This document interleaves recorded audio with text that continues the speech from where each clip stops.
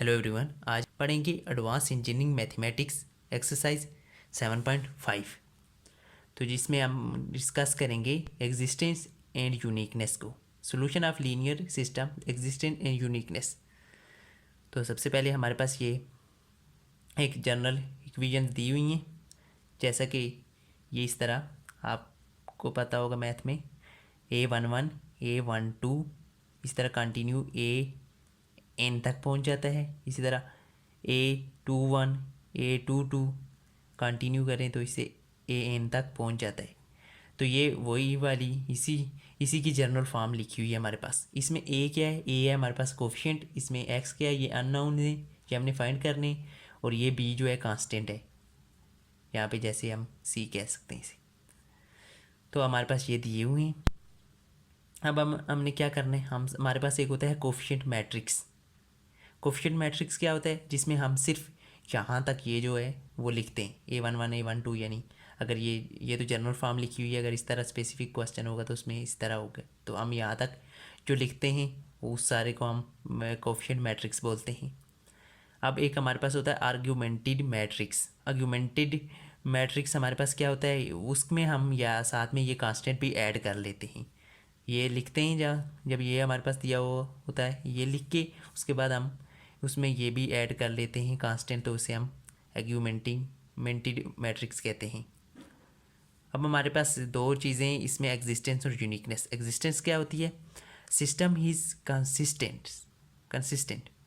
अब कंसिस्टेंट क्या होता है, वो सिस्टम यानी इसमें जो भी क्वेश्चन होगा या जो सिस्टम है उसका सोल्यूशन लाजमी होना चाहिए।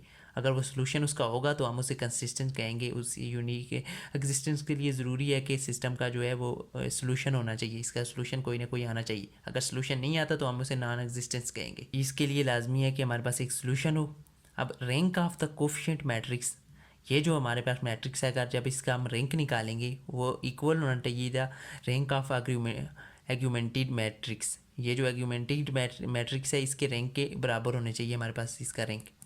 अब इसका रैंक हम नेक्स्ट वीडियोज़ में हम सीखेंगे, नेक्स्ट एक्सरसाइज में कैसे रैंक निकालते हैं, और ऑलरेडी हम 7.4 में भी देख चुके हैं। अब देखें, rank of A is equal to rank of A del.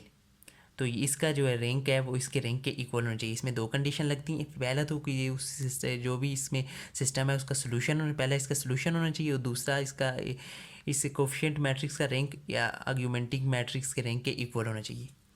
अब यूनिकनेस क्या होती है, system has one solution if coefficient matrix and augmented matrix is equal to N. Uniqueness में वो कह रहा है कि कोफिशिएंट मैट्रिक्स और आर्ग्यूमेंटिक मैट्रिक्स दोनों जो मैट्रिक्स हैं उनका जो है वो इक्वल होना चाहिए। एन हमारे पास अभी अननोन है, जब हम इसे फाइंड करेंगे तो ये इसके इक्वल होना चाहिए, इसमें एक ही सोल्यूशन होना चाहिए।